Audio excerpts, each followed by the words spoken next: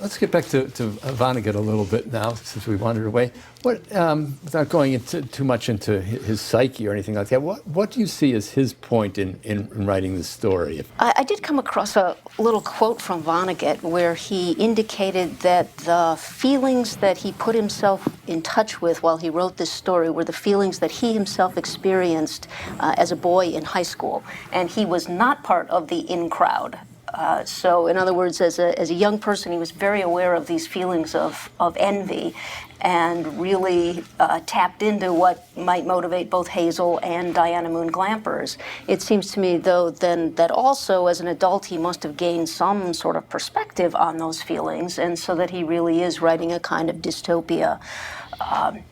What political order would look like when motivated by envy. If we take his socialism seriously, he's trying to show you that a socialist dystopia or a socialist society would not necessarily look this ridiculous.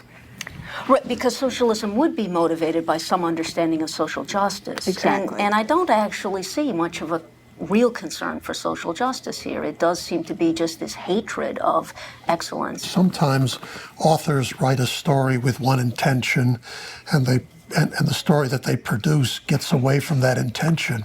I don't think anybody reading the story today would say, here's Vonnegut caricaturing those people who say this is what socialism will look like, boys. That's what you people think. That's not socialism. But that's not the story we have, in a way. I mean, the story we have shows how the love of equality destroys all possible human excellence and produces souls without aspiration or longing, no love, absolutely dehumanized people, as Amy said. And I think that's the story he's produced, and it should be chastening for us lovers of equality in whatever degree to wonder about whether the praise of equality in this day and age wouldn't, in a way, lead us to countenance this unless we were careful. Another way you could approach this, one thing we didn't mention, this is a TV-addicted society. So if you keep that in mind, this could be read as a kind of cautionary tale.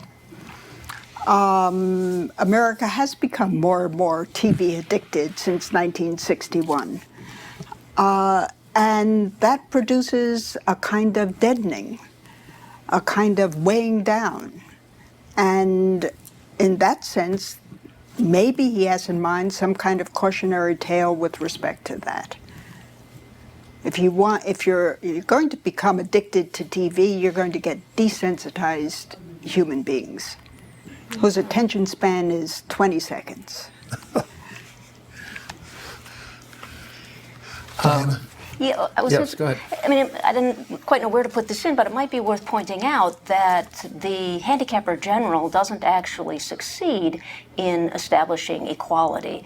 Everybody knows that those with the ugliest masks are the most beautiful people, or those carrying the most birdshot are the strongest people. So in other words, the extent of the handicap reveals the extent of the human excellence.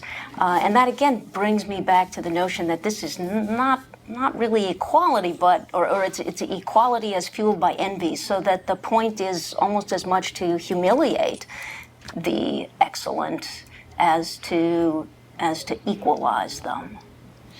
So it does seem to me like an adolescent revenge fantasy, you know, that and then a kind of, you know, here's the disaster that would result if you actually acted upon that passion.